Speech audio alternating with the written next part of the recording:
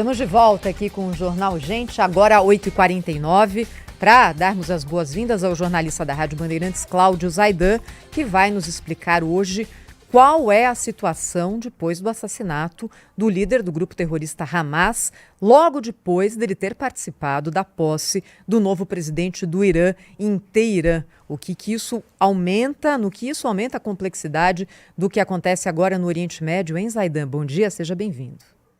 Oi, Thaís, bom dia, ótimo retorno, Cláudio Humberto, Sônia Blota, saudações. Olha, bom dia. Oi, Zaidan. Olá.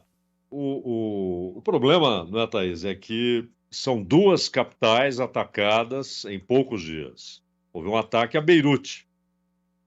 Uma coisa é Israel alegar que tinha como alvo um dos líderes do Hezbollah, Fuad Shukar. Outra coisa é fazer isso em Beirute, inclusive matando crianças na ação. 2 crianças morreram. E o ataque contra Ismail Haniyeh acontece em Teherã e, como você frisou, Thaís, no momento da posse do Massoud Pezeshkian.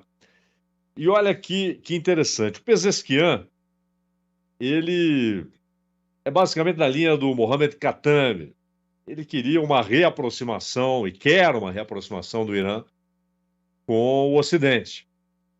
No dia de sua posse, ele é praticamente obrigado a assumir uma posição radical. E não tem alternativa. No dia de sua posse, a capital de seu país é atacada. Um ataque cirúrgico, pontual, para matar um homem. Mas o fato é que o Irã sentiu-se desrespeitado. Isso aconteceu contra um convidado do Irã. Aliás, o Geraldo Alckmin estava lá representando o Brasil. O Alckmin, horas antes, esteve ali ao lado do Ismail Haniyeh, mas ele era um convidado do Irã e foi morto em Teherã. Então, é claro que isso tem como consequência a pressão sobre o governo do Irã, até sobre o Ayatollah Ali Khamenei, para que haja uma resposta. É uma exigência da sociedade iraniana. No Líbano, a situação é mais complicada, né? O Líbano, o exército libanês hoje, ele não tem a força do Hezbollah.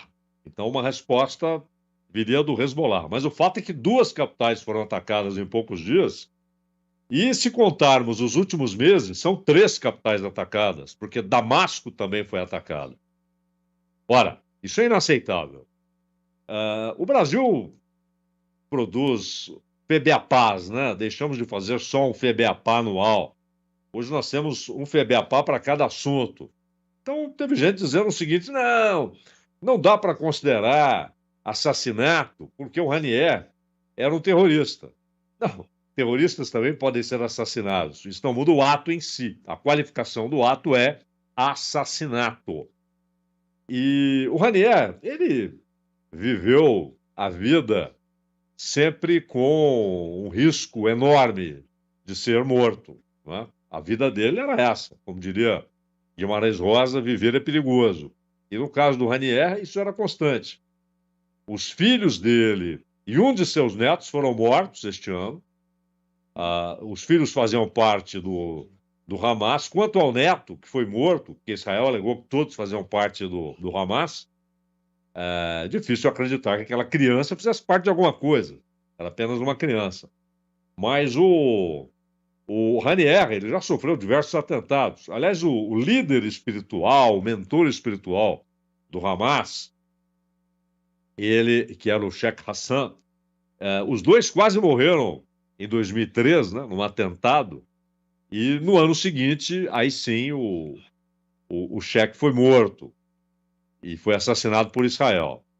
Então, a grande questão é a resposta, porque, claro, é muito comum naquela região, no Oriente Próximo, quando há algo assim, que haja declarações bombásticas, né, prometendo retaliações terríveis. E muitas vezes essas retaliações não ocorrem. Elas ficam ali no campo das palavras, né? E há um certo zelo por palavras exageradas, mas muitas vezes as respostas não são. De qualquer maneira, o novo presidente do Irã, Pezeshkian, ele se sente pressionado.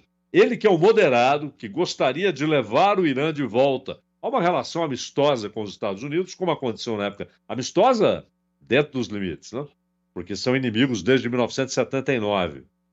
Mas ele agora se vê pressionado a adotar e terá de adotar uma posição radical. E, claro, o Ali Khamenei, que é quem manda no Irã, o líder supremo, já ordenou uma resposta militar. Quando virá, como virá e qual será a tréplica de Israel, não se sabe. E é óbvio que esse ataque enterra qualquer chance de um acordo nas próximas semanas entre Israel e o Hamas. Um acordo que ontem o Antony Blinken, o secretário de Estado dos Estados Unidos, disse ainda acreditar ser possível, mas falou num tom muito desanimado. Muito desanimado. Porque, é claro, o Haniyeh não era um líder do Hamas. Hoje, ele era o líder do Hamas. Inclusive o cara que procurava fazer com que houvesse uma unidade palestina, para que o Hamas não permanecesse numa posição sectária, renegando a ação dos outros grupos que representam o povo palestino. Cláudio Zaidan explicando para a gente o que acontece agora no Oriente Médio.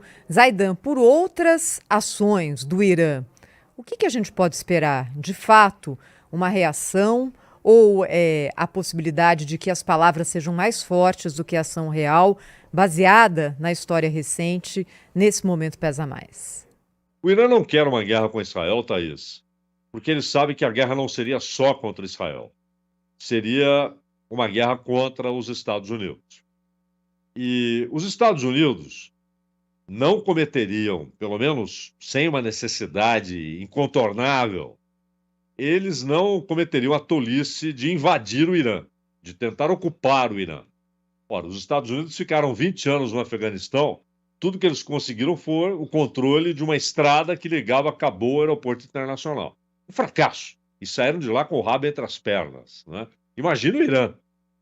O Irã é um país imenso, população imensa, muito bem armado.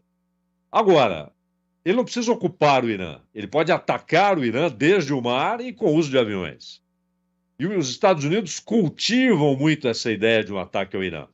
Então, se a oportunidade lhes é dada, eles vão aproveitar. O Irã sabe disso. E ele sabe que uma guerra contra Israel traria os Estados Unidos para o campo de batalha. Então, no momento em que o Irã se aproxima pela primeira vez da Arábia Saudita, são regimes que se veem como inimigos. E a China foi o país que conseguiu essa aproximação diplomática. Então, para o Irã, uma guerra agora poderia ter consequências terríveis. Mas alguma resposta terá de ser dada, não é? A pressão agora é sobre o regime. E eleição nos Estados Unidos, né, Zaidan? Claro, aliás, a Kamala Harris, que parte da esquerda brasileira cultiva como sendo isso e aquilo. A Kamala Harris, ela é alguém do establishment dos Estados Unidos. Ela representa interesses da indústria bélica dos Estados Unidos. Uhum. Como Biden, como Trump e mais. Todas as declarações dela são de apoio irrestrito a Israel. Inclusive, quando ela lamenta o que está acontecendo em Gaza, há um tom de hipocrisia notório. Né? Porque o que está acontecendo em Gaza, essa frase, o que está acontecendo em Gaza, não, é um massacre. É um massacre. O futuro está sendo morto, porque mulheres e crianças são as principais vítimas. Então, a atitude dela é basicamente o que se esperava, embora talvez decepcione essa gente, o coro dos contentes, né? Que parecia ver na Kamala Harris uma revolução. Tenha paciência, né? Ela é filha do poder estabelecido e a esse poder estabelecido é que ela responderá. Mas o Irã não quer isso, ele não quer alimentar a possibilidade de um ataque dos Estados Unidos. É isso que segura o Irã, Thaís. Olha, para esse quadro complexo, Zaidan, a gente torce aqui para que nada de mais grave aconteça e crie mais problemas para nós aqui no Brasil. Se a gente olhar ontem o comunicado do Copom indicando que a instabilidade internacional é um dos fatores que impede que os juros caiam aqui no nosso país, está tudo interligado. Obrigada, Zaidan, até a próxima. Até. Já nós voltamos